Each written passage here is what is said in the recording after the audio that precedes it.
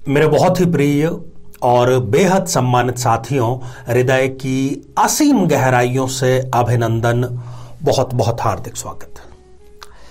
साथियों, एक ऐसा टिकट जो कि पति और पत्नी को एक दूसरे के निकट लाने का कार्य करेगा, कौन सा है वो टिकट, किसको कटवाना चाहिए, इस पर हम आज चर्चा करेंगे। साथियों, साधना सिद्धि चैनल पर हमारा यह अभियान है कि हम बेहद ही आसान, बेहद ही सरल और शीघ्रतम उपाय, इस प्रकार के कुछ साधनाएं आपके लिए लेकर के आए। और आपके कमेंट से हमें निरंतर ये पता चलता रहता है कि हम इस अभियान में कामयाब भी हो रहे हैं। तो साथियों, होली बहुत ही निकट है। 17 मार्च को होलिका दहन है और 18 मार्च को होली का रंगोत्सव है। 10 मार्च से लेकर के 18 मार्च तक ये जो 8 दिन का समय है, इसको कहा जाता है होलाष्टक। अष्टक अर्थात 8 दिन। तो पहला थोड़ा सा इन 8 दिनों के बारे में जान लें और थोड़ा सा एक उपाय हम रोग निवारण के लिए भी जानेंगे और अंत में जानेंगे कि महिलाओं को, खास तौर पर महिलाओं के लिए ही है, शादीशुदा महिलाओं के लिए, कि उनको कौन से टिकट की तैयारी रखनी चाहिए, ताकि यदि उनके जीवन में थोड़ी सी भी खटपट है पति पत्नी के बीच में, या उनको आशंका लगती है या नहीं भी है, तो वो यदि चाहती है कि जीवन भर उनके जो संबंध है अपने पति से और अपने पूरे ससुराल पक्ष से वो आनंददायक हों, बहुत ही अच्छे प्रेम पूर्वक रहें, गृह कलेश की कभी नौबत ना आए, तो उनको कौन से टिकट की तैयारी कर लेनी चाहिए। तो साथियों, एक कथा आती है हिरण्यकश्यप की, जो कि एक अत्याचारी शासक था और उनके जो सुपुत्र थे प्रहलाद, वो विष्णु के बड़े अनन्य भक्त थे। और होलाष्टक में जो ये 8 दिन है, ऐसा कहा जाता है कि इन 8 दिनों तक लगातार हिरण्यकश्यप ने अपने पुत्र, जो कि विष्णु के परम भक्त थे, उनको तरह तरह की यातनाएं दी। वो सभी कोशिशें की कि ये विष्णु की भक्ति छोड़ करके मेरी भक्ति करने लगे। और अंतिम दिन, जिस दिन हम होलिका दहन करते हैं, उस दिन उन्होंने अपनी बहन, हिरण्यकश्यप की जो बहन थी, जिनका नाम था होलिका, और उनको एक वरदान प्राप्त था कि अग्नि से गुजरने के बावजूद वो जलेंगी नहीं। और इसी बात का उन्होंने फायदा उठाया और प्रहलाद को होलिका की गोद में बैठा करके और उनको होलिका दहन के लिए वहां पर अग्नि प्रज्वलित कर दी। परंतु चमत्कार है, जिसने दी है परेशानी वही करेगा मेहरबानी। प्रहलाद का बाल भी बांका नहीं हुआ।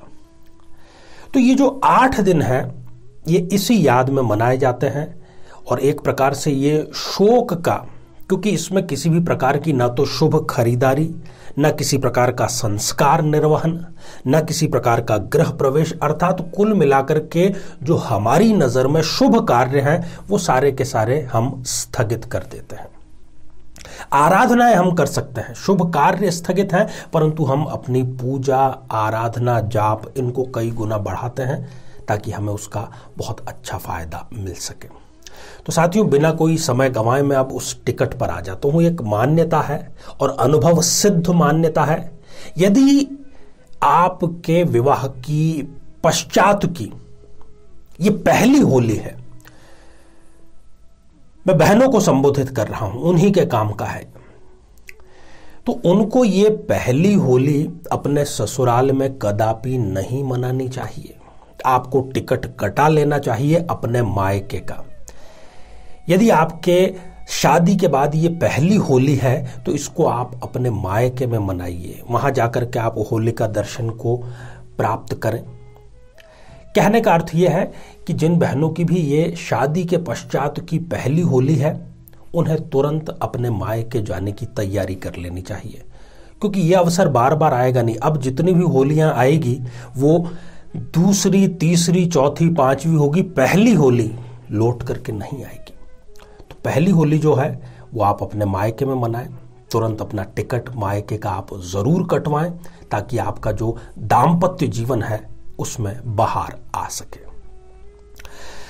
अब साथियों, एक बोनस टिप जिसकी हमने बात की थी कि रोग मुक्ति के लिए क्या करें, तो ये जो 10 मार्च से लेकर के 18 मार्च तक का पूरा जो होलाष्टक का समय है, यदि आप किसी ऐसे रोग से जूझ रहे हैं जो कि लाइलाज बन पड़ा है, तो आप महामृत्युंजय मंत्र की रोजाना एक माला इन 8 दिनों में जरूर करें। दिन भर में कभी भी कर सकते हैं और भोलेनाथ आपको उस रोग से अवश्य ही मुक्ति प्रदान करेंगे।